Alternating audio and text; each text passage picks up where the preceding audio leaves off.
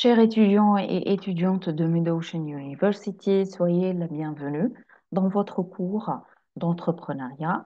Alors, nous allons consacrer cette séance à l'étude de notre deuxième chapitre, à savoir la connaissance de l'entrepreneuriat et de ses différentes formes. Alors, ce chapitre donc va nous permettre, après avoir compris qu'est-ce que c'est que l'entrepreneuriat, l'esprit d'entreprendre, l'esprit d'entreprise et l'importance du développement et de la promotion de la culture entrepreneuriale au sein d'un pays, que ce soit au niveau social ou au niveau économique. Donc, nous allons voir ensemble euh, la nécessité de cet entrepreneuriat dans un monde en mutation et les différentes formes d'entrepreneuriat. Alors, commençons tout d'abord par la nécessité de l'entrepreneuriat. On connaît tous que le monde, il est toujours et perpétuellement en train de changer. Il est en train de se muter. Que ce soit donc au niveau économique, il y a toujours donc des innovations, que ce soit au niveau aussi technologique ou euh, que ce soit aussi au niveau environnemental. Alors, qu'est-ce qui génère cette nécessité d'entrepreneuriat? Premièrement, c'est la concurrence plus acharnée sur les marchés, la personnalisation de plus en plus marquée de l'offre. Donc, ce que on constate sur les marchés, c'est que euh, les consommateurs ont plus besoin et se dirigent de plus en plus vers le fait d'avoir un produit qui est spécialisé. D'accord? Euh, c'est comme si le consommateur, il aime avoir un produit ou un service qui est fait sur mesure. D'accord? L'individualisation aussi donc des produits, l'accélération du progrès scientifique et technique.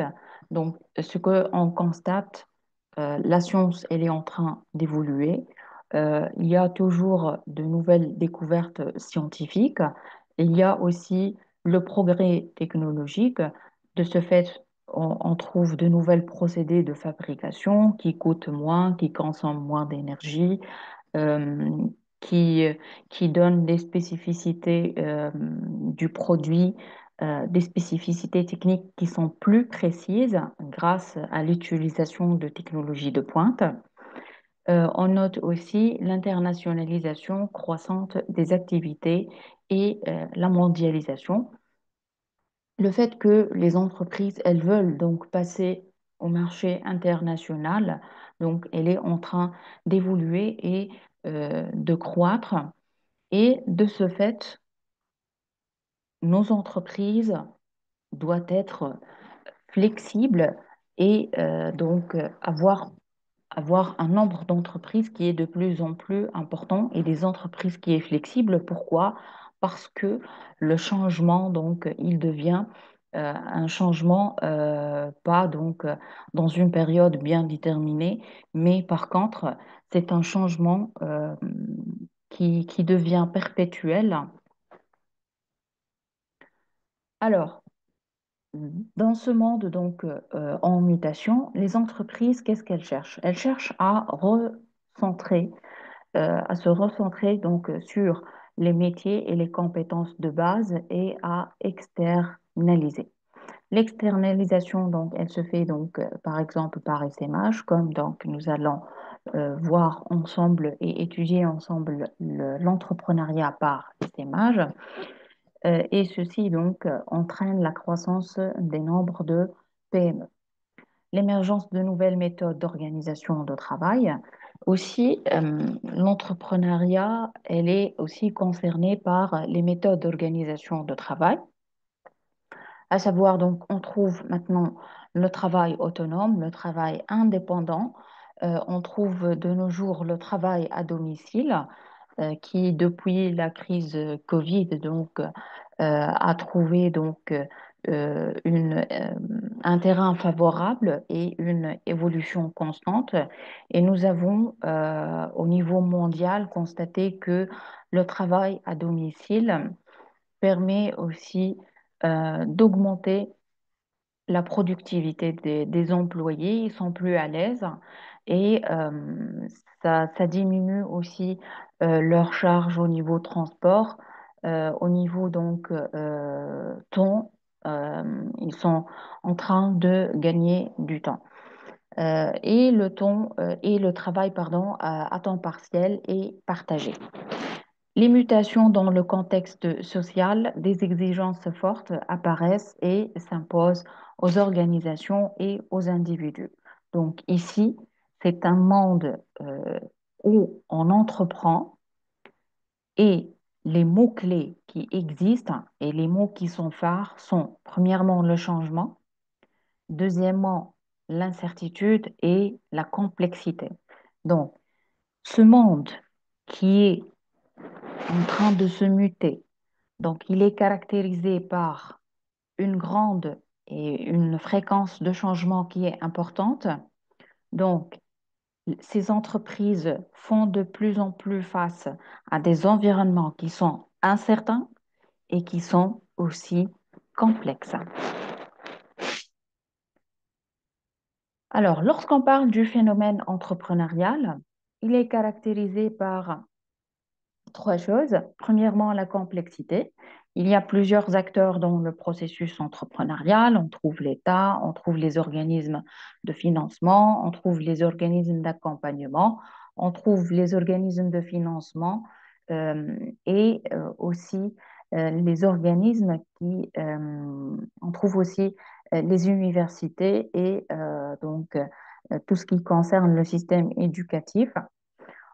Le phénomène entrepreneurial aussi, il est multidimensionnel. Ça veut dire qu'il touche et affecte les volets suivants, à savoir donc le volet humain, donc qui touche la cognition, l'affection donc de l'être humain ou de l'individu. Et on trouve aussi donc le social et le culturel, à savoir le réseau et la culture d'un pays. Ensuite, le caractère dynamique, c'est la prise en compte des différents changements environnementaux, à savoir le changement des perceptions, l'apprentissage et les dimensions de temps. On passe maintenant à l'étude des formes de l'entrepreneuriat. Commençons tout d'abord par l'individuel vis le collectif. Alors, l'entrepreneuriat collectif, c'est le fait de s'associer avec d'autres individus dans un projet entrepreneurial. Donc ici, euh, nous allons nous mettre dans un groupe d'individus, d'accord? Nous avons peut-être ici euh, un besoin commun qu'ils veulent satisfaire et ils partagent une idée pour répondre à ce besoin-là qui est exprimé par les consommateurs. Alors, ces individus, lorsqu'ils vont entreprendre collectivement, ils vont partager à la fois les bénéfices et aussi les risques. Ça, c'est essentiel, c'est évident. Ils ont aussi la volonté de s'unir sur un projet en commun et non être concurrents. Donc ici, lorsqu'on va entreprendre avec d'autres personnes, nous sommes tous d'accord sur une idée, donc nous partageons la même idée. Euh, on comprend que c'est cette idée-là qui va satisfaire donc le besoin d'un consommateur bien déterminé. Donc nous allons partager les bénéfices et les risques et on a cette volonté de partager tout ensemble, d'accord? On partage l'idée, les risques, le fait d'essayer de trouver des solutions aux problèmes donc, que nous allons rencontrer ensemble.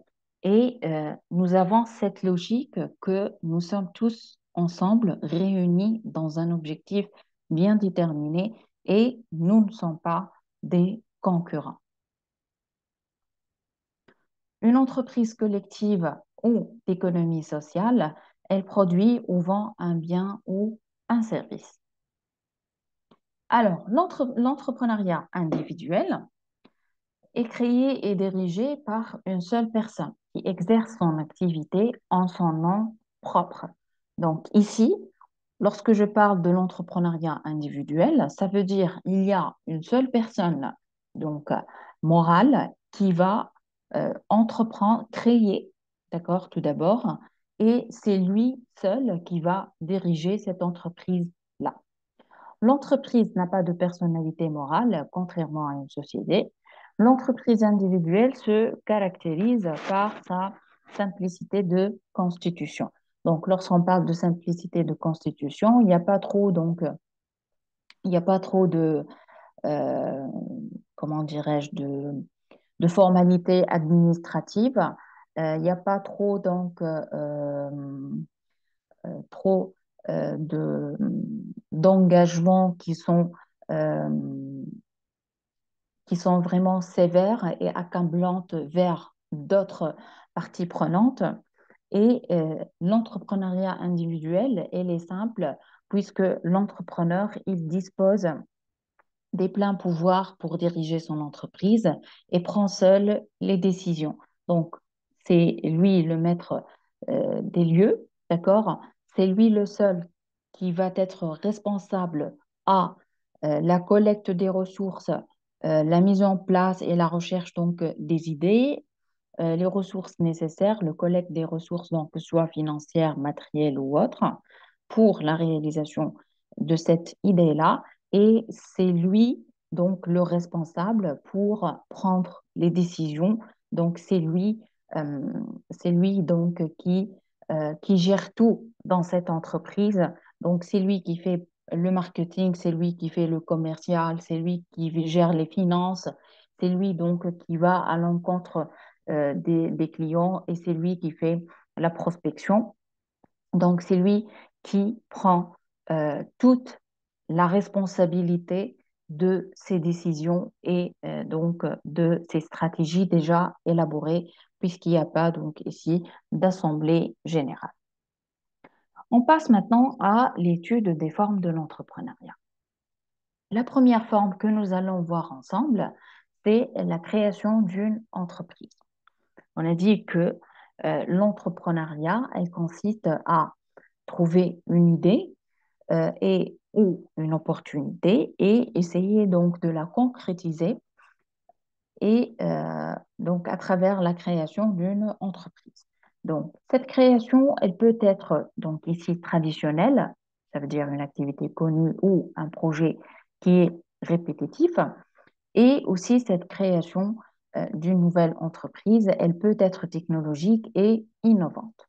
On parle ici, par exemple, des technoprenariats ou création d'entreprises technologiques.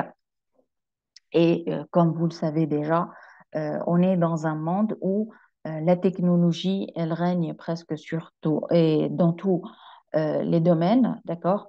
Et on est toujours en train d'écouter et d'utiliser des technologies qui sont de plus en plus développées. Et on sent et on constate évidemment que euh, les nouvelles générations ont tendance plus à utiliser donc et à développer de nouvelles applications, de nouveaux donc logiciels, ce qui donc permet de créer plusieurs entreprises technologiques. On parle aussi donc des entreprises de cyber-entrepreneuriat ou création d'entreprises, d'Internet et de e-commerce. Aussi, donc, le e-commerce, il connaît donc un développement inconsidérable. C'est grâce au développement de technologiques, grâce au développement donc des techniques de paiement à l'international. On trouve aussi le fait de trouver, de recevoir donc un produit après un jour, peut-être après avoir commandé. Donc, ça aussi, c'est intéressant. Et on trouve aussi l'éco-preneuriat ou le développement durable et la responsabilité sociale. Donc, les entreprises qui veulent entreprendre de façon verte sont toujours sont toujours la bienvenue, d'accord, dans n'importe quel pays, parce que à chaque pays, il est en train de vivre, comment dirais-je, il est en train de vivre les résultats de la détériorisation de la nature et de l'environnement. Donc, de ce fait, plus on a des entrepreneurs et des individus qui veulent créer des entreprises, nous sommes en train de les encourager à se diriger vers l'entrepreneuriat verte ou l'éco-preneuriat. Ça aussi, euh, c'est une spécialité de l'entrepreneuriat qui est en train de se développer de plus en plus. Alors, cette création d'entreprise, elle passe donc par un processus. Lors de la première étape, on trouve l'évaluation donc de l'opportunité en termes de temps et de compétitivité. Gardez toujours en tête que l'idée et l'opportunité ont un temps bien précis. Donc, si nous n'allons pas, en tant qu'individu ou entreprise, capter l'opportunité au temps opportun, c'est cette idée ou cette opportunité, elle va se transformer en menace pour nous. Il y a certainement un concurrent donc qui va la capter autant et il va déjà l'utiliser pour son propre profit. D'accord? Alors, cette première étape, l'évaluation de l'opportunité. Premièrement, donc, l'entrepreneur, il doit définir l'idée initiale de manière précise. Donc, qu'est-ce qu'il va donc ici vendre? Est-ce qu'il va vendre un produit ou un service? À qui il va le vendre? Le consommateur ou donc ici le client potentiel et quelle valeur cela peut-il apporter. Donc, à quel prix, euh, on peut aussi penser à quel prix il va le fabriquer et avec quel prix il va le vendre et est-ce que ce prix-là, il sera donc accepté donc sur le marché. Donc ici, l'entrepreneur, il doit avoir un minimum de créativité pour identifier à partir d'une idée initiale une opportunité de création.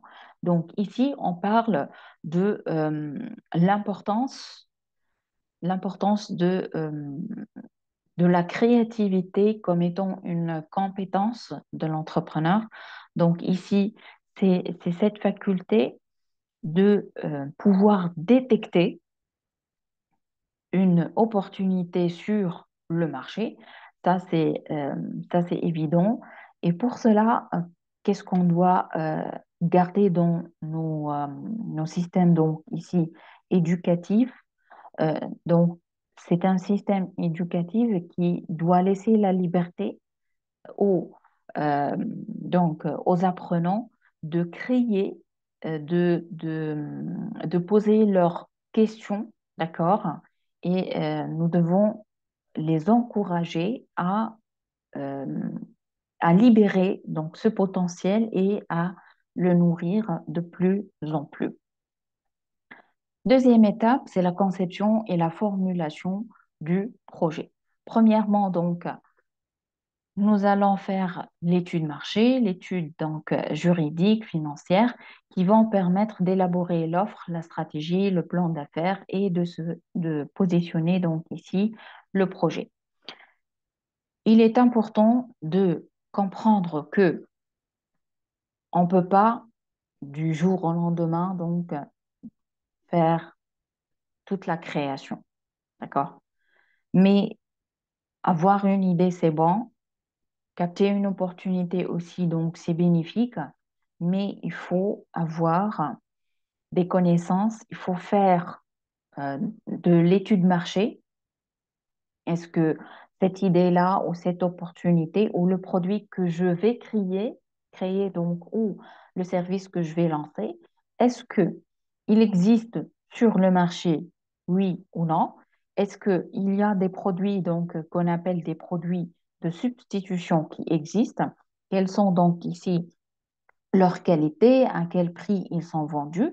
Donc ici, ça va me permettre d'avoir une connaissance du panel des produits qui peut donc avoir les mêmes caractéristiques ou les ressemblances, avoir des ressemblances donc au niveau satisfaction des besoins et au niveau des caractéristiques. Ensuite, je vais étudier donc qu'est-ce que je dois avoir pour réaliser ce projet comme ressources financières. Est-ce que j'ai mes propres ressources financières, d'accord, ressources financières, ou je dois donc passer à ce qu'on appelle ici les entreprises ou les organismes de financement comme donc les banques ou les institutions de microcrédit, d'accord? En fait, c'est le résumé et ce sont ces études-là que nous allons essayer de les classer ensemble, les mettre devant nous, les bien comprendre et ce sont eux qui vont nous permettre de tracer une stratégie, de rédiger un plan d'affaires et de positionner notre projet donc sur le marché. Ici, on est en train de chercher la meilleure adéquation possible entre le créateur et le projet de création. Donc ici, on est entré dans deux dimensions. Est-ce que moi, en tant que créateur, est-ce que mes compétences, est-ce que mon profil qui existe, que j'ai maintenant, d'accord, il est en compatibilité avec cette idée de projet. C'est le fait d'être réaliste et pragmatique, être clair sur la stratégie que je vais réaliser et donc une chose qui est très très importante ici, c'est que nous devons chercher à avoir des avantages concurrentiels qui sont durables. Pourquoi des avantages concurrentiels durables? Parce que c'est cette durabilité de ces avantages qui va me permettre de résister et de survivre sur le marché. Parce que le fait de créer une entreprise, ça ne doit pas s'arrêter donc lorsque je crée l'entreprise aujourd'hui et après un an ou 2 ans, donc elle va disparaître. Non, ce n'est pas ça mon objectif, mais c'est le fait d'être, euh, d'essayer de garder un taux de pérennité sur le marché qui est important. D'accord? La troisième étape, c'est le montage juridique et des scénarios de financement et de rentabilité du projet. Premièrement, donc, je vais choisir la structure juridique. Quelle structure juridique donc je vais utiliser? Et je dois toujours chercher à sécuriser donc mes relations avec les tiers, à savoir si je vais donc recruter des salariés, donc je dois leur fournir un environnement de travail qui est donc euh, sécurisé, qui est stable, qui encourage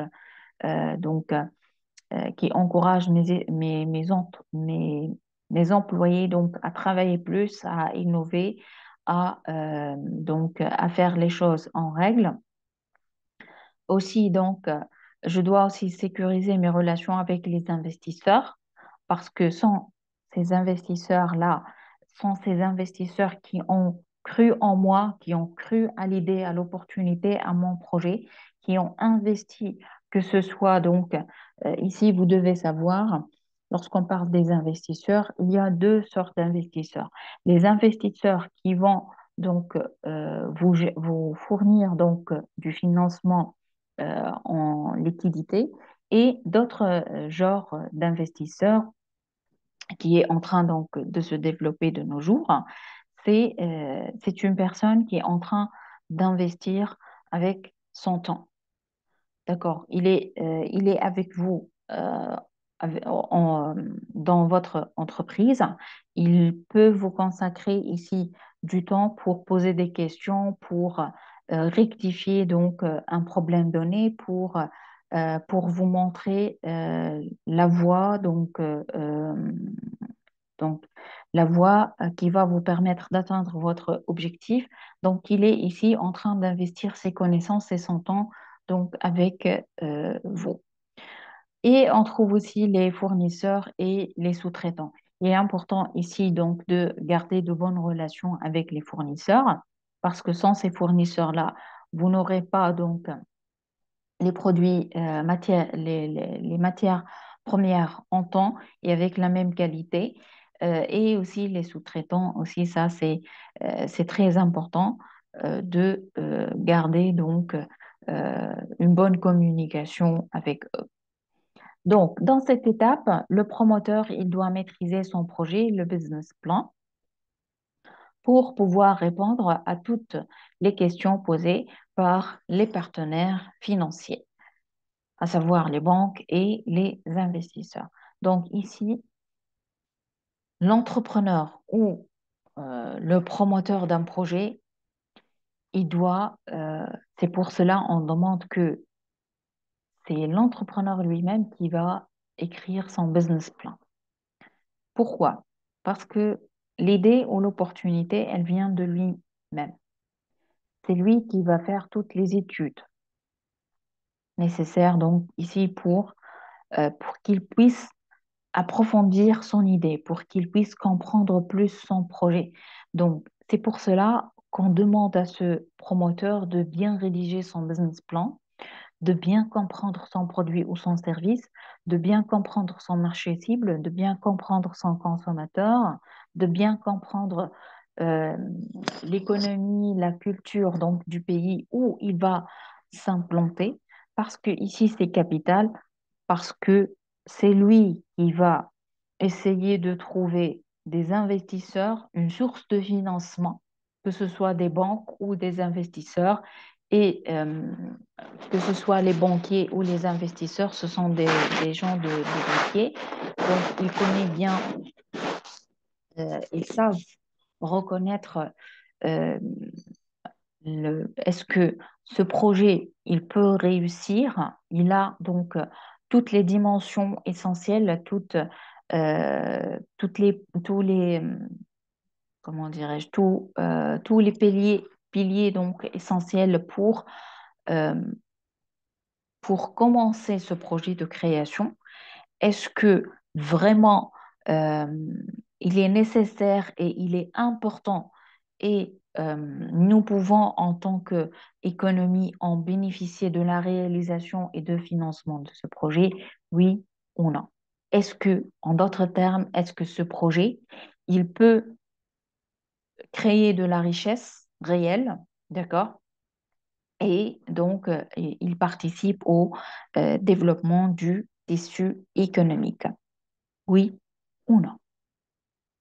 Donc, ici, ce qu'on constate, que à cette étape-là, l'entrepreneur, il doit avoir la compétence de recherche, d'enquête, de l'esprit de synthèse, avoir cette connexion et cette veille, donc, euh, et le fait d'avoir aussi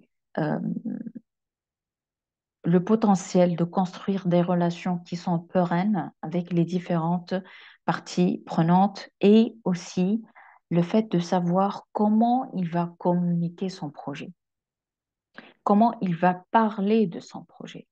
Ça aussi, c'est important. Ensuite, on passe à la prise de décision.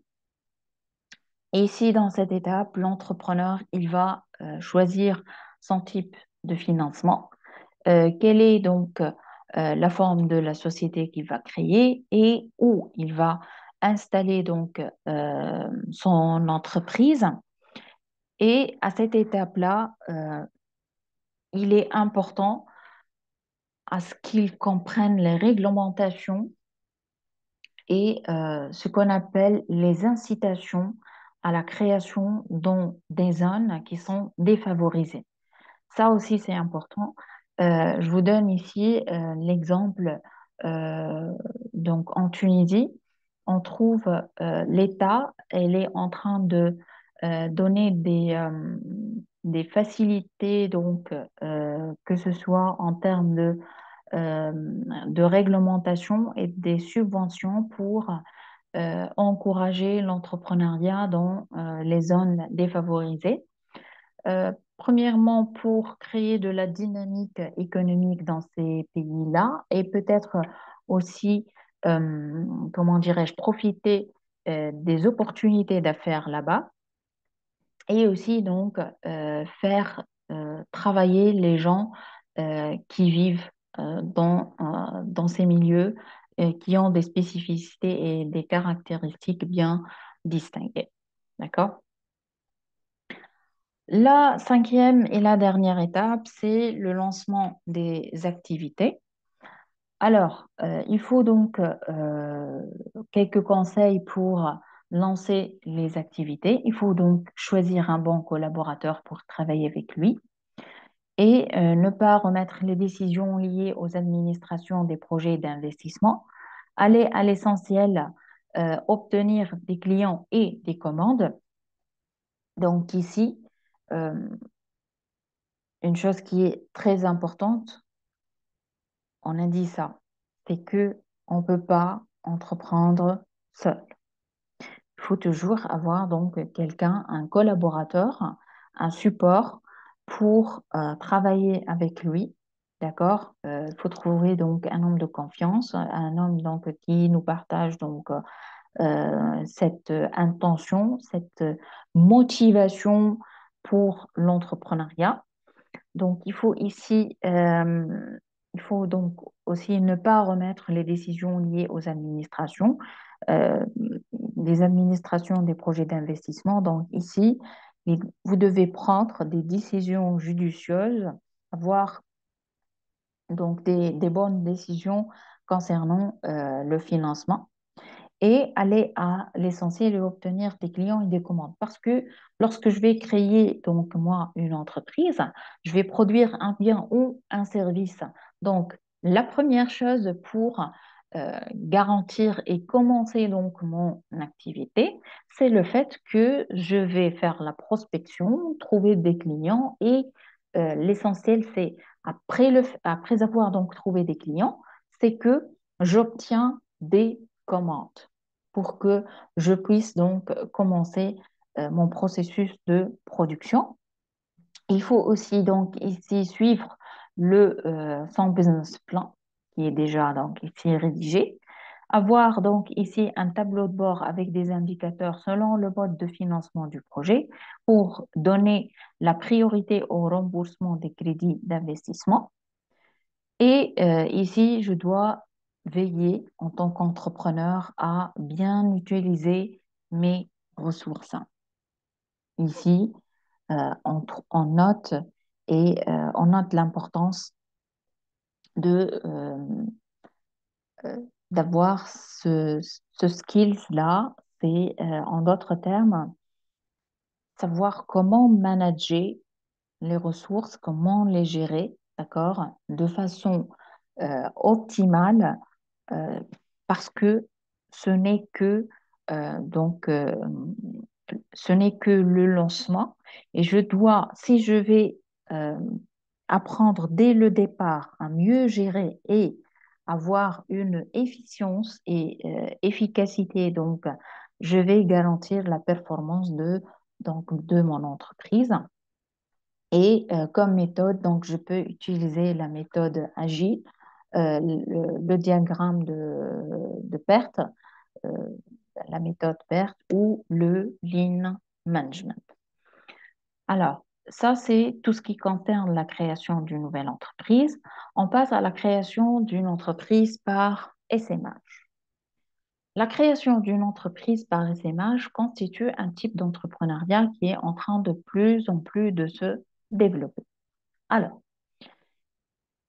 La création par essaimage, elle consiste à ce que l'entreprise, elle aide un ou plusieurs de ses salariés à créer sa propre société ou à reprendre une. Donc ici, on trouve, ça c'est l'entreprise essentielle, ça c'est l'entreprise donc de base, et ici, c'est elle qui va donc euh, amener ou pousser donc l'un ou plusieurs de ses salariés à créer et à passer le cap, à changer d'entreprise. Donc, et elle va aussi, on va voir ensemble les différents types et à quoi consiste cette aide ou cet essaimage-là. Il s'agit d'une mesure d'accompagnement de départ. Donc, moi, je suis une employée au sein d'une entreprise. Alors, qu'est-ce que cette entreprise, elle va m'offrir? Elle va donc ici m'offrir l'opportunité de créer ma propre entreprise, d'accord? Elle va aussi m'accompagner. La création par essaimage, c'est le fait d'accompagner et de faciliter l'accès à la création ou à la reprise d'entreprise par ses salariés en essayant de maximiser leurs chances de réussite. Ici, l'entreprise, elle devient une pépinière pour aider ses propres salariés à passer à l'entrepreneuriat. Les types d'essaimage, on trouve principalement trois types. Le premier, c'est l'essaimage à chaud ou social. C'est la forme qui est la plus répandue. Utilisée si l'entreprise essaimante cherche à résoudre un phénomène de sureffectif ou elle a une politique de restructuration. Donc ici, si l'entreprise, elle souffre d'un sureffectif, elle va donc résoudre ce problème-là par la création par essaimage à chaud. Et elle ne va pas tenir compte des individus et elle se fait hors anticipation. Donc ici, l'essaimage à chaud, son principal objectif, c'est résoudre le problème de sureffectif et un inconvénient de cet essaimage à chaud, c'est que les individus euh, ou l'entreprise essaimante ne va pas prendre en compte les individus. Donc, elle peut les choisir au hasard et donc sans anticipation. Donc, ici, lorsqu'on dit sans anticipation, ça veut dire au niveau GRH, il n'y a pas un plan ou une stratégie donc bien fixée à l'avance. L'essaimage à froid, il résulte d'une initiative de salariés ayant un projet de création d'entreprise. Donc, c'est dans le cadre d'une politique de ressources humaines qui encourage l'esprit créatif et innovant. L'essaimage à froid, donc, euh, c'est, euh, il est donc, comment dirais-je, il est déjà planifié, préparé par les ressources humaines et on est dans cette entreprise, on est ouvert à toute idée innovante, à tout projet de création d'entreprise qui vient donc de la part de nos salariés.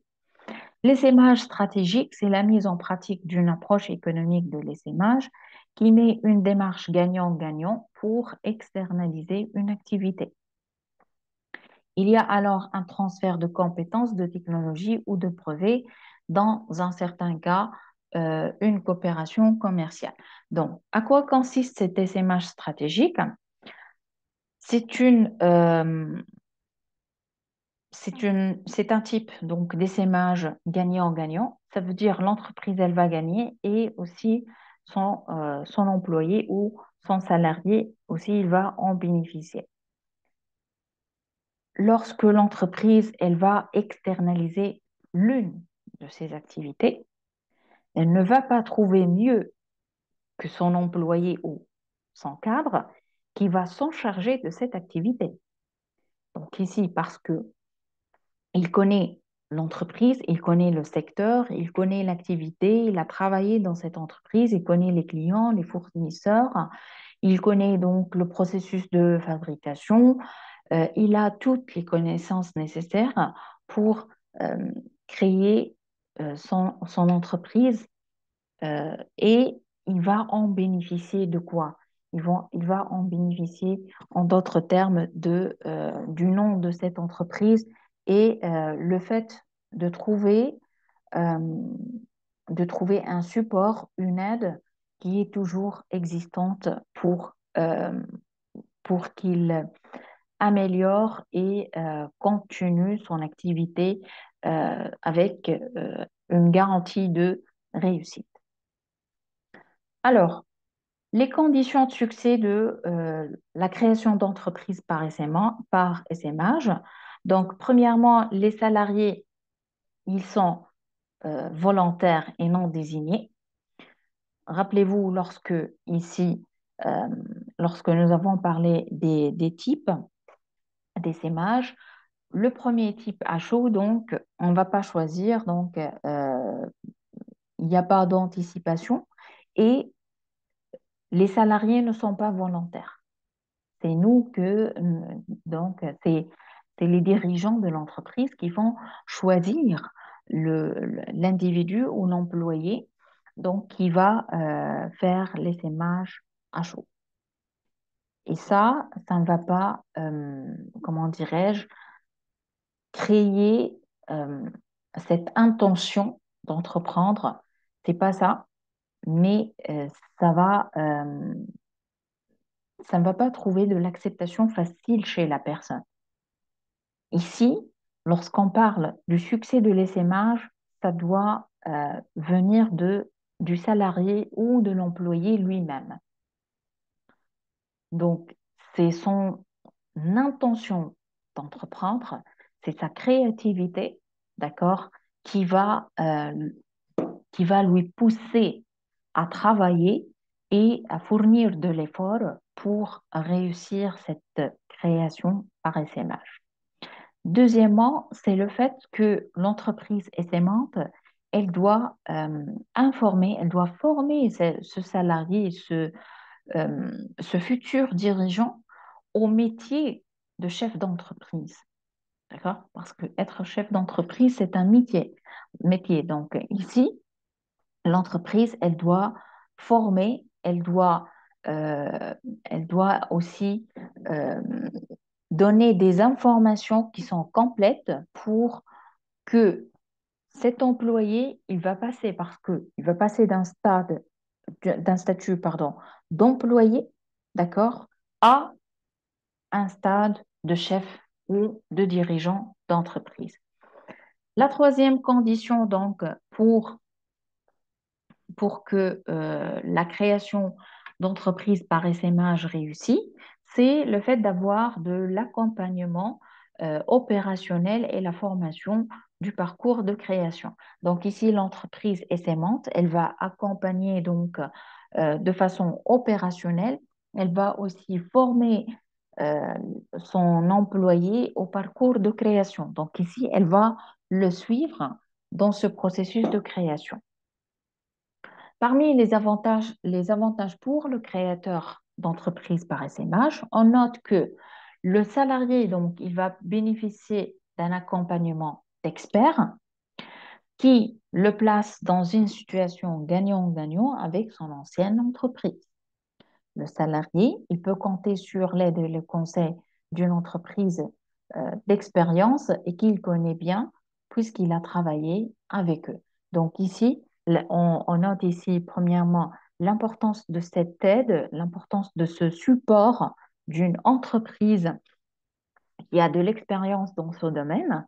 En d'autres termes, elle va aussi, ou ce salarié qui va passer à un chef d'entreprise par essaimage, il va en bénéficier de cette facilité relationnelle, de ce réseau relationnel qu'il connaît déjà et donc la communication et l'échange d'informations sera donc plus adéquat et plus facile donc pour ce salarié.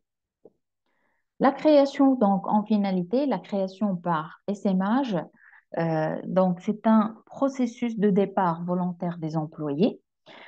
Les employés de l'entreprise sont encouragés à créer une activité sans lien avec l'entreprise ou avec un lien client-fournisseur.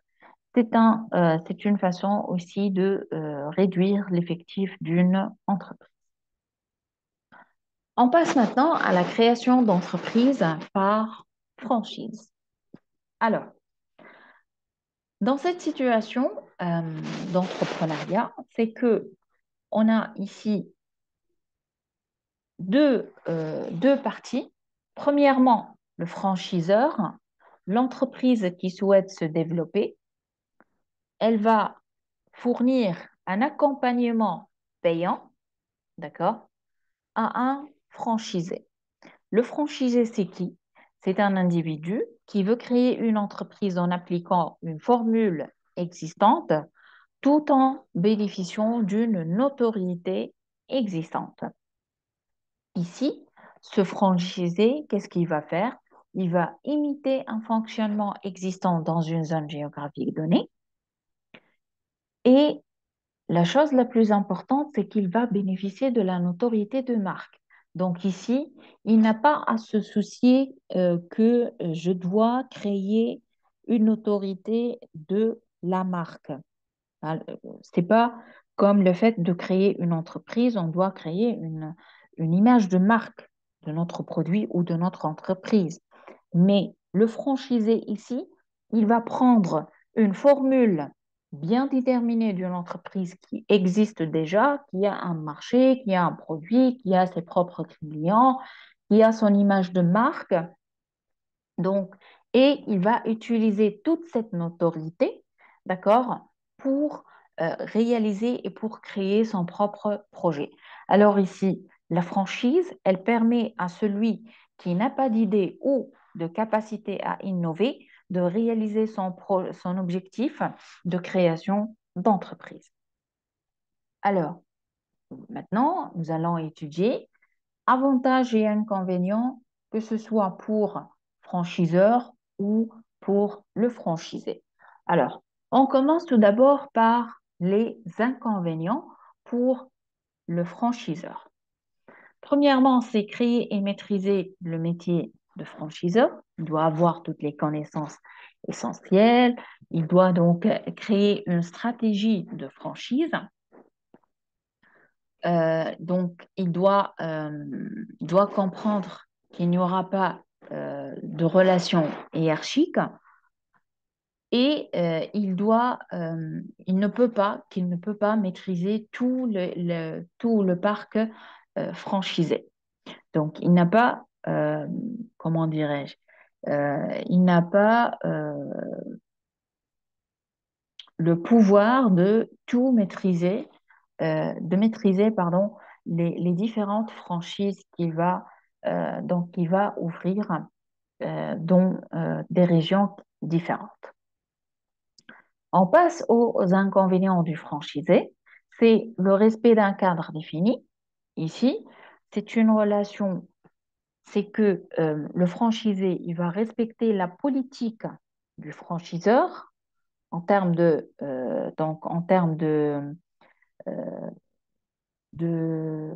comment dirais-je, par exemple, euh, il va respecter la politique et la façon avec laquelle le franchiseur il veut que ses produits ils soient donc classés et d'une certaine façon.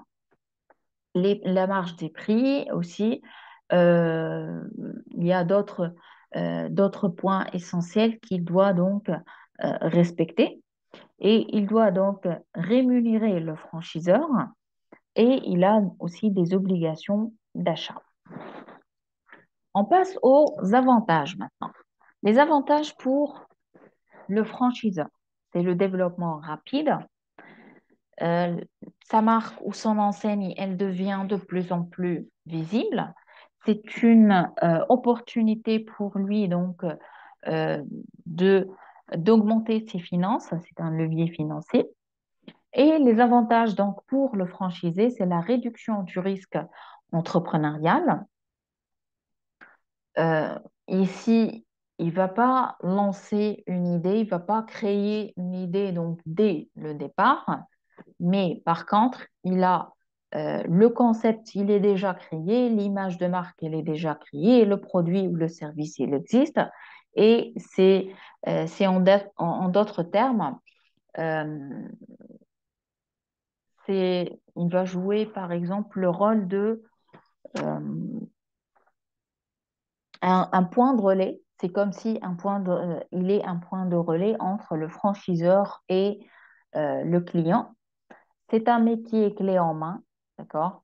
Et le franchisé, donc ici, il va changer de métier et il va réaliser des économies d'échelle. On passe à la reprise d'entreprise. La reprise d'entreprise, elle est définie par Alain Fayol comme étant une situation qui relève de l'esprit d'entreprendre et qui appartient au champ de l'entrepreneuriat. Un processus par lequel une personne physique ou morale, appelée le repreneur, acquiert la propriété d'une entreprise ou d'une activité existante et occupe les fonctions de direction générale. Les formes de reprise d'entreprise, on trouve principalement trois formes. Premièrement, l'acquisition, qui est donc ici la plus courante. Il existe dans l'acquisition deux types de logique. La logique stratégique, où l'acquéreur donc souhaite réaliser un investissement sur une longue durée qui lui permettra de prendre à un degré plus ou moins élevé le contrôle de l'entreprise. Donc ici, il va avoir un pourcentage du capital. La logique financière, c'est la participation dans le capital est la plus restreinte. L'acquéreur cherche à obtenir un rendement de son investissement et une plus-value potentielle. L'investissement se veut donc à plus court terme, l'acquisition, comme par exemple ici l'acquisition d'actions en bourse. On trouve ensuite la cession où il y a donc deux sortes ou deux situations. La première situation, c'est la cession d'une entreprise en bonne santé. Ça veut dire l'évaluation de l'entreprise dépend donc du jeu de pouvoir et du rapport de force entre le cédant et l'acquéreur potentiel. Donc ici, l'acquéreur, prendre, il va reprendre une entreprise qui est en bonne santé. Donc, elle ne souffre pas de problèmes financiers, elle ne souffre pas de problèmes de notoriété, elle ne souffre pas donc ici de problèmes de production. Donc, en général, il n'y a pas de dysfonctionnement au sein de cette entreprise. Deuxième situation, la cession d'une entreprise qui est en difficulté. Donc ici, le cédant est obligé à accepter l'offre de l'acquéreur. Et ici, on note une chose qui est très importante pour pouvoir distinguer entre ces deux situations. Il faut donc veiller à ce que vous ayez une communication entre cédant et acquéreur qui est transparente. Vous devez aussi, en tant qu'acquéreur, vérifier les informations sur le marché donc, et collecter des informations donc, sur cette entreprise pour pouvoir décider en fait donc de reprendre cette entreprise, oui ou non. La troisième donc, forme de reprise d'entreprise, c'est la euh, transmission donc, ou la succession. Donc ici, on parle de l'approche de l'âge de retraite. Donc, c'est un changement de propriétaire familial d'une entreprise. Le patrimoine donc peut être totalement, partiellement transmis à titre donc gratuit ou vendu. Donc ici, peut-être que nous avons donc quelqu'un en famille qui est donc déjà un entrepreneur et puisque son âge de retraite est arrivé, donc il va céder son entreprise peut-être à son fils ou à un parrain dans son entreprise de façon totale ou partielle et à titre gratuit où il va vendre. Donc ici, lorsqu'on parle de reprise d'entreprise, il y a une chose qui est très importante, une remarque qui est très importante. Les entreprises reprises, ils fonctionnent en osmose avec leur région. Donc ici, il y a une relation qui est très importante. Donc, l'environnement de l'entreprise repris, il est primordial. Pour cela, le repreneur ici, que ce soit homme ou femme, donc il doit être conscient de l'interdépendance entre le développement entrepreneurial, donc ça veut dire cette reprise d'entreprise, et le territoire où cette entreprise elle est implantée. Toujours, lorsqu'on parle d'entreprise, veuillez s'il vous plaît garder ça en tête. Il y a toujours une synergie, une osmose. Comme nous avons vu en management, il y a une relation qui est très importante entre l'entreprise et son environnement. L'entreprise est un système ouvert sur son environnement. Les compétences donc du repreneur d'entreprise.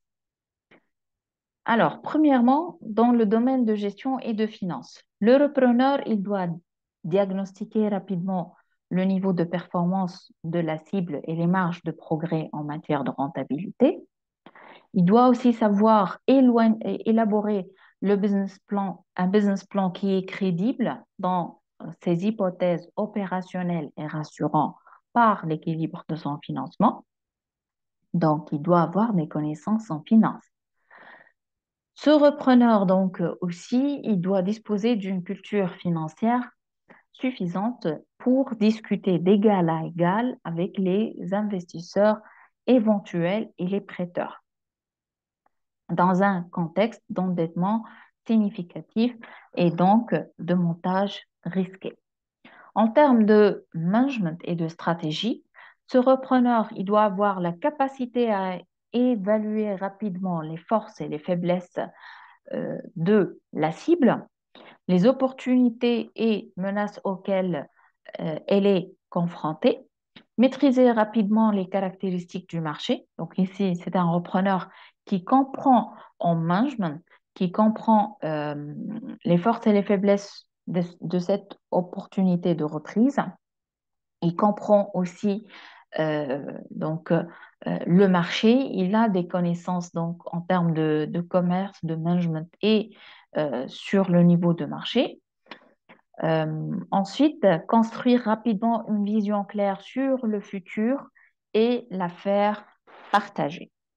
Équilibrer l'adoption de cette vision et la préservation des acquis. Au niveau relationnel, et ça, c'est vraiment important parce qu'il va reprendre l'entreprise. Et lorsqu'on parle de reprise d'entreprise, ça veut dire qu'il y a le dirigeant, il va changer. Donc, c'est automatiquement la façon et le système de travail, il va changer. Et lorsqu'on parle de changement, on parle d'une situation donc qu'on ne connaît pas, on parle d'une personne qu'on ne connaît pas, on parle d'une personne qui va prendre les rênes. Donc, on ne sait pas avec quelle façon on va communiquer avec lui. On ne sait pas quelles sont ses idées concernant donc le fonctionnement de l'entreprise, comment il va donc se comporter avec nous, d'accord? Est-ce qu'il sera ouvert à nous? Est-ce qu'il va communiquer avec nous? Est-ce qu'il va partager avec nous? Est-ce qu'il accepte euh, accepte donc nos idées? Est-ce qu'il accepte de faire, par exemple, des brainstorming avec nous? Est-ce qu'il va euh, comprendre nos attentes suite à cette reprise? Donc, au niveau relationnel, le repreneur, il doit avoir la capacité à créer des liens de confiance avec le cédant et les principaux partenaires, clients, fournisseurs, employés, banquiers. Tout, au niveau relationnel aussi, il doit trouver des opportunités de développement commercial par les canaux existants ou par d'autres canaux. Et il doit pouvoir essayer donc ici d'avoir des réseaux qui sont solides.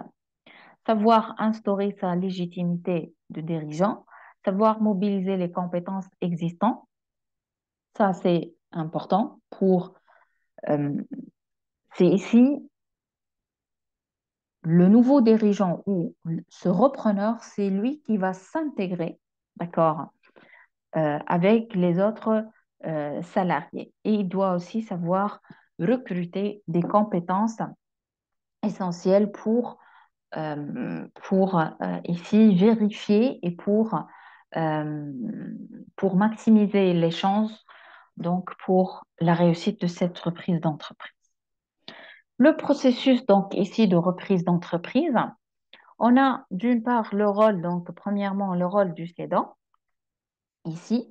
Donc c'est lui qui va diffuser l'information réaliste au repreneur. Il va annoncer l'arrivée du repreneur au salarié. Donc c'est le rôle du cédant parce que il doit préparer le terrain donc pour euh, le repreneur.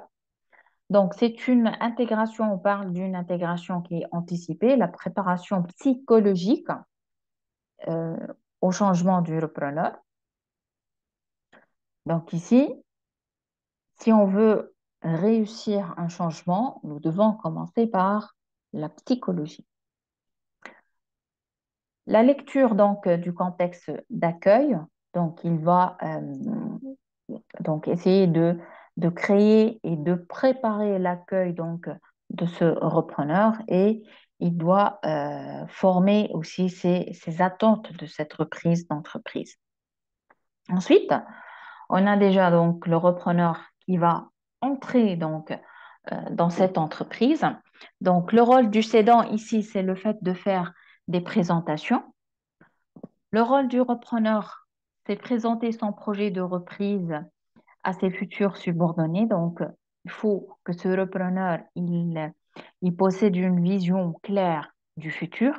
Alors, quelle est sa vision, quelle est sa stratégie de cette reprise? Il doit aussi, donc, à ce stade-là, prendre des mesures psychologiques, symboliques et coercives. Donc, dès le premier contact, il doit prendre en considération l'état psychologique donc, de ses salariés, d'accord? Et il doit essayer de créer une coercion avec eux. Donc, c'est une étape d'intégration active.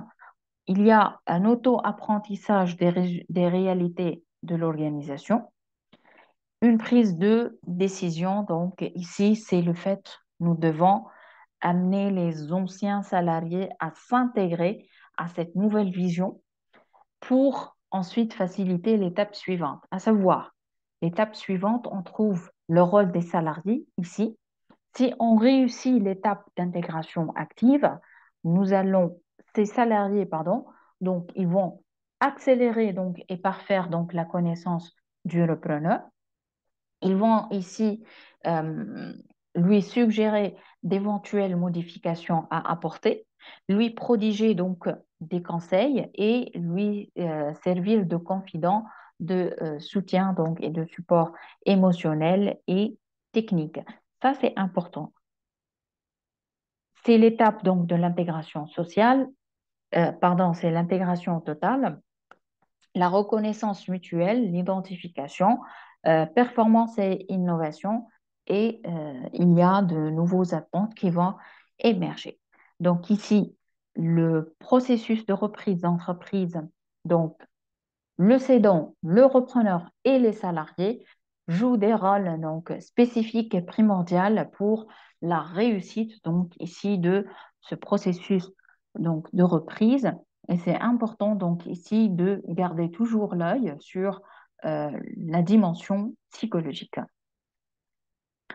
On passe maintenant à l'entrepreneuriat organisationnel où on parle de l'intrapreneuriat. Alors, tout d'abord, nous allons voir ensemble une vidéo. Alors, un instant pour que je puisse partager donc, avec vous l'écran euh, de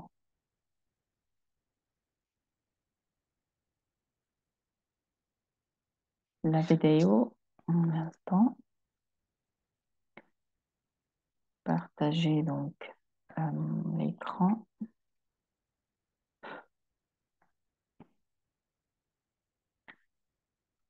Alors, à quoi consiste l'intrapreneuriat? Écoutez et regardez très bien.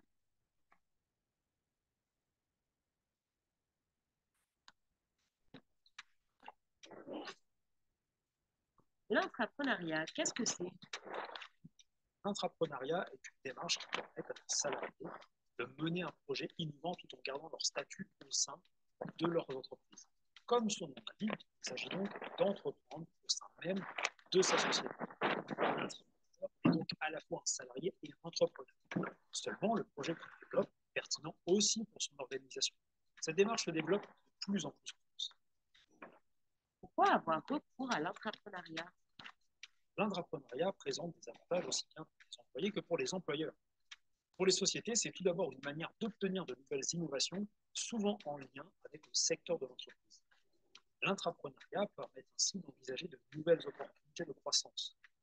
Et selon le mode de fonctionnement mis en place pour superviser en pratique, un mode de fonctionnement plus proche des startups permet de moderniser les structures à tendance hiérarchique et ainsi de rajeunir l'image de l'entreprise. Par ailleurs, cela offre une réponse aux besoins d'épanouissement des cadres qui génèrent de nombreux départs des entreprises. Pour les salariés intrapreneurs, la possibilité de mener à bien leur propre projet leur offre plus de sens à leurs tâches, une manière de se réaliser, une forme d'indépendance, et répond à l'envie d'entreprendre pour certains et qui peut les amener à pouvoir quitter le salarié. Les intrapreneurs bénéficient aussi d'une meilleure sécurité de l'emploi. Ils disposent en effet de la liberté d'innovation des entrepreneurs tout en continuant à être salariés.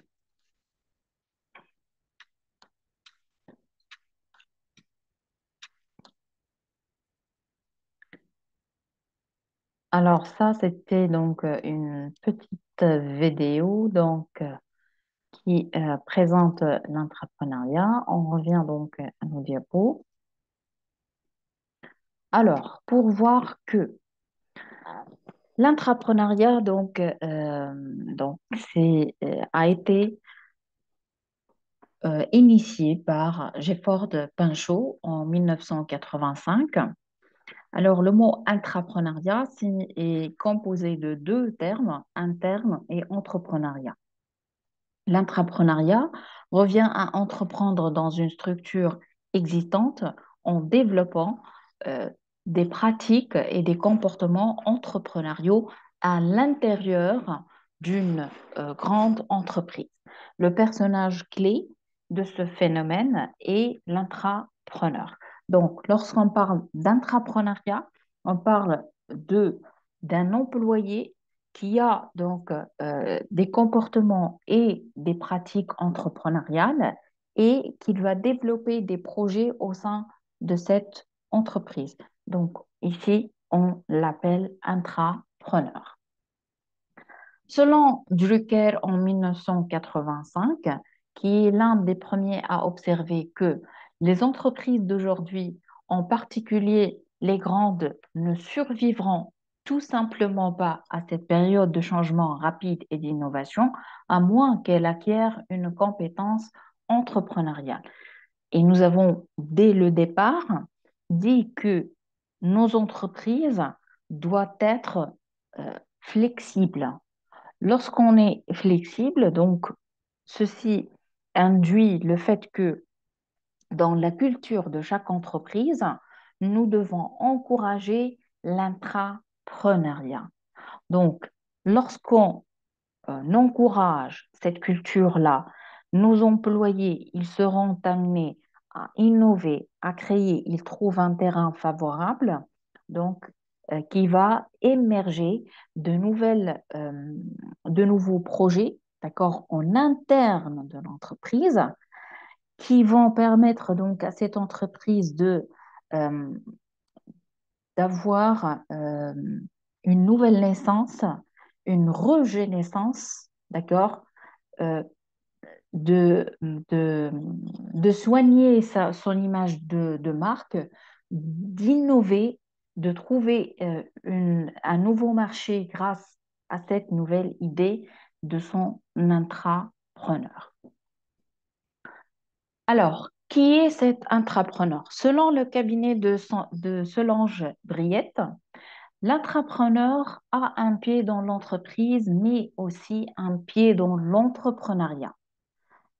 Il a un encéphale créatif et subversif, un encéphale averse au gros risque, notamment à une à une possible précarité financière. C'est l'entrepreneur de l'entreprise. Donc, l'intrapreneur, c'est l'entrepreneur dans l'entreprise, qui est capable de réaliser avec des moyens limités ce que l'organisation formelle n'arrive pas à accomplir. Ce n'est pas un poste, mais bien une posture qui séduit autant qu'elle dérange. Peu respectueux des procédures, l'intrapreneur s'appuie sur ses propres réseaux et parvient à fédérer la direction autant que des collaborateurs autour de son idée, accédant ainsi aux bonnes ressources et compétences internes. Il doit être capable de courber le cadre de l'entreprise sans jamais le briser. Ça veut dire connaître les codes pour mieux les détourner. Donc, cet intrapreneur, c'est un individu, c'est un employé qui va créer au sein de l'entreprise un projet, d'accord?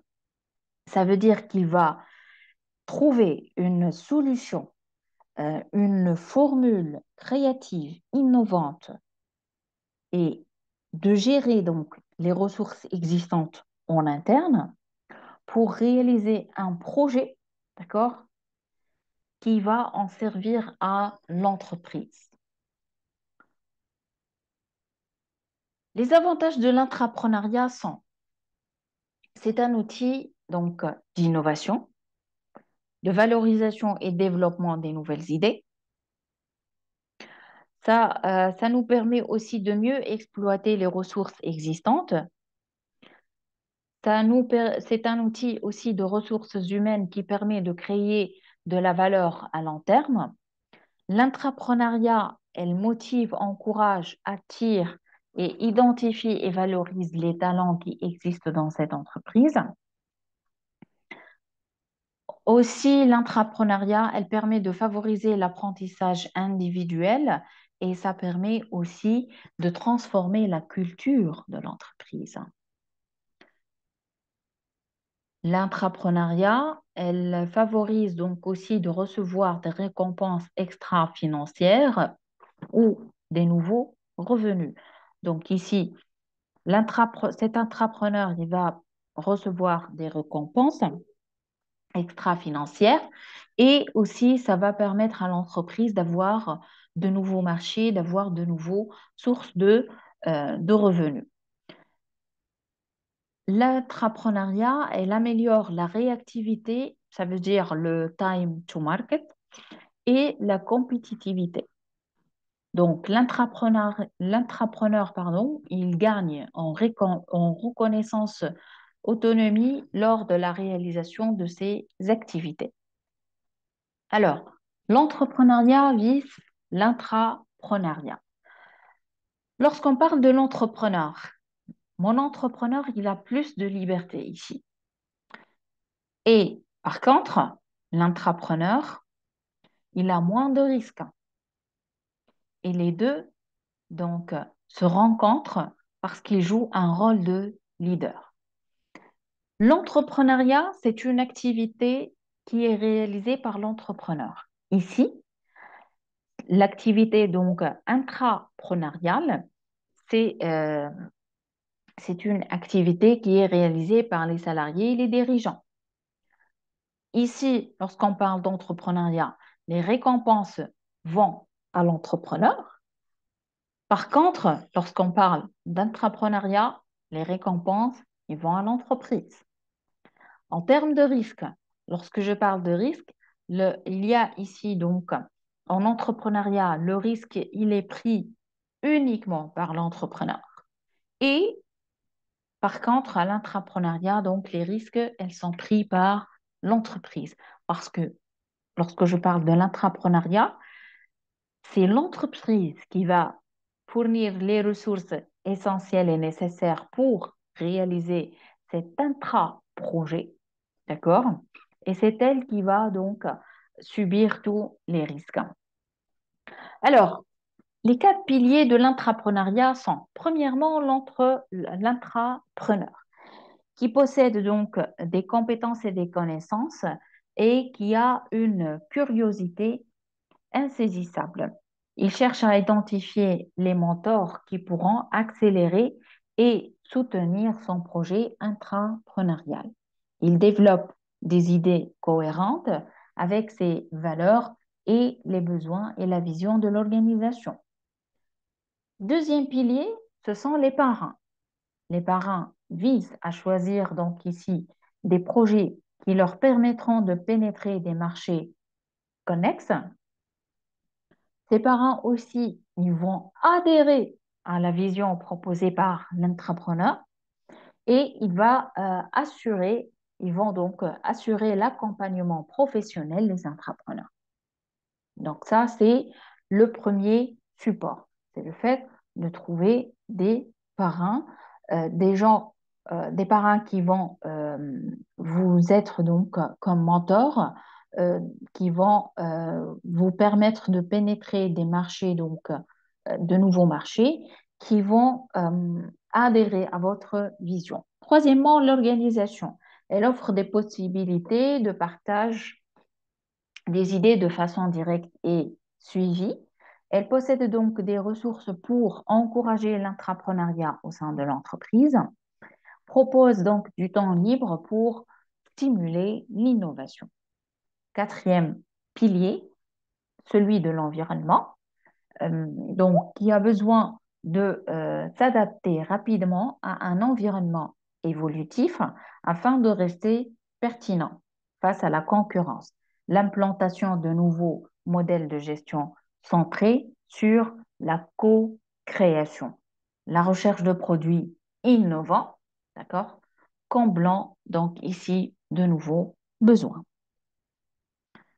Alors, lorsqu'on parle du pilier de l'intrapreneur, c'est la réponse, donc cet intrapreneur, il a la responsabilité du succès qui incombe en premier lieu à l'individu en tête du projet.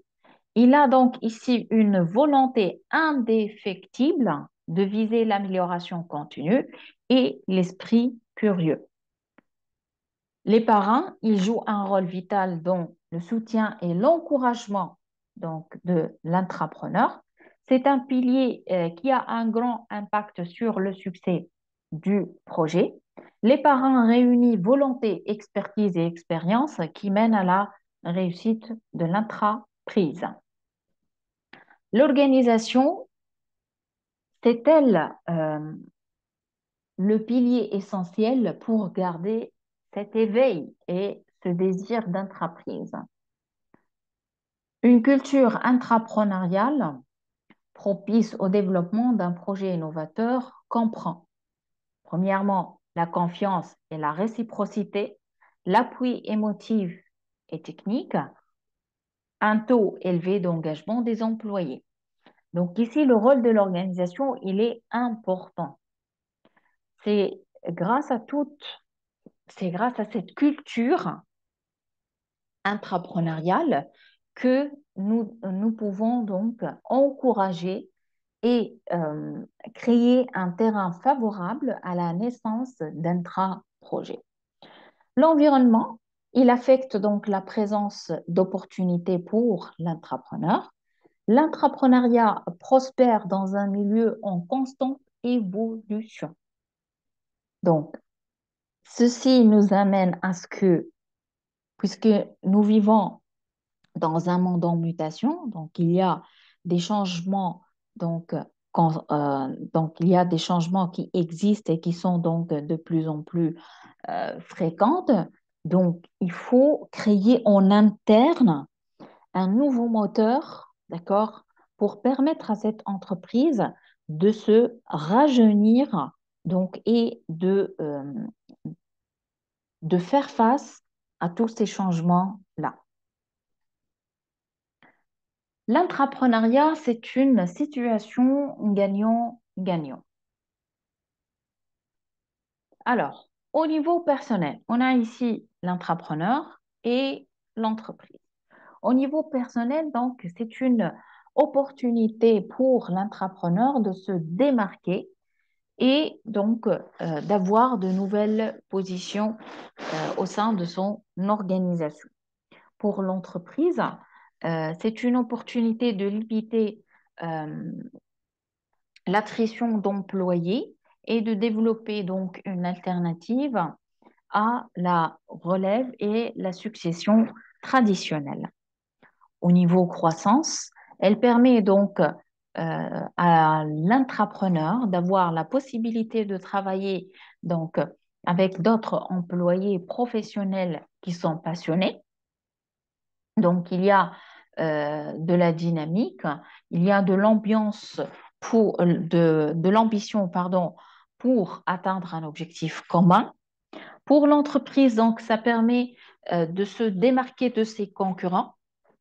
S'il y a, si je peux donc ici euh, utiliser le terme, c'est l'intrapreneuriat, ça sera donc le dynamo, d'accord, de la régénérescence donc de l'entreprise. Ça permet aussi à cette entreprise de garder toujours cet avantage compétitif sur le marché puisqu'elle est en train d'innover, de suivre les tendances donc, et de garder ce pouvoir de différenciation avec donc, les autres entreprises. Sur le niveau donc ressources, ça permet à l'entrepreneur donc il a la chance d'exploiter diverses ressources existantes dans l'entreprise afin donc d'accélérer le développement du projet intrapreneurial.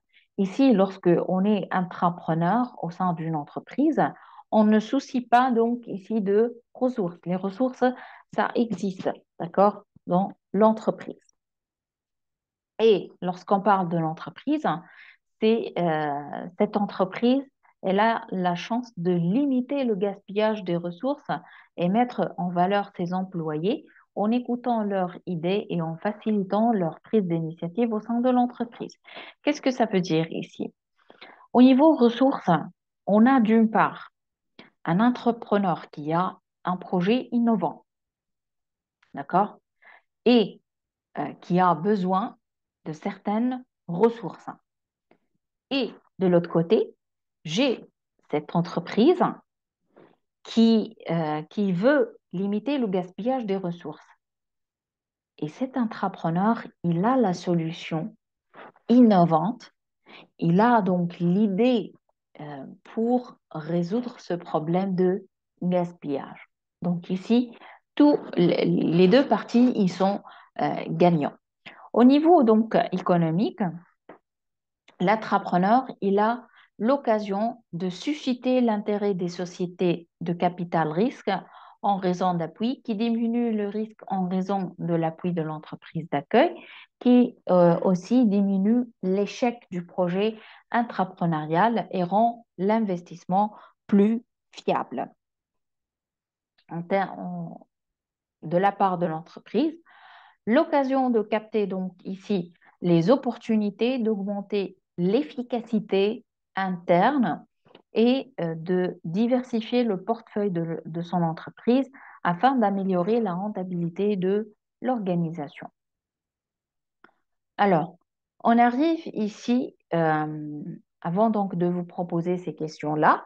Donc, dans cette séance, ce que nous avons vu ensemble, c'est la nécessité de l'entrepreneuriat dans un monde qui est en perpétuel et qui est caractérisé par une mutation, une mutation pardon, accrue. D'accord? Il y a toujours des changements. Donc ici, la nécessité d'avoir des nouvelles entreprises et d'avoir un tissu d'entreprise euh, qui est toujours rajeuni, un tissu d'entreprise donc qui est de plus en plus flexible et qui peut anticiper et s'adapter aux différents changements. Nous avons vu ensemble donc l'entrepreneuriat par création d'entreprise. On a vu aussi ensemble l'entrepreneuriat par reprise et par franchise et ensuite l'intrapreneuriat. Trois questions donc que vous êtes demandé donc à répondre et à réfléchir là-dessus. Premièrement, aviez-vous entendu parler de l'intrapreneuriat donc féminin, l'entrepreneuriat verte, à quoi consiste et citer des exemples de projets entrepreneuriales dans ces formes donc, que nous avons déjà vues dans le cours, qui existent dans votre pays. D'accord?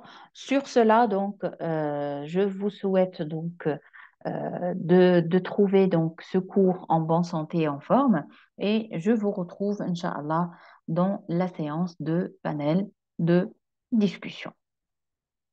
À la prochaine.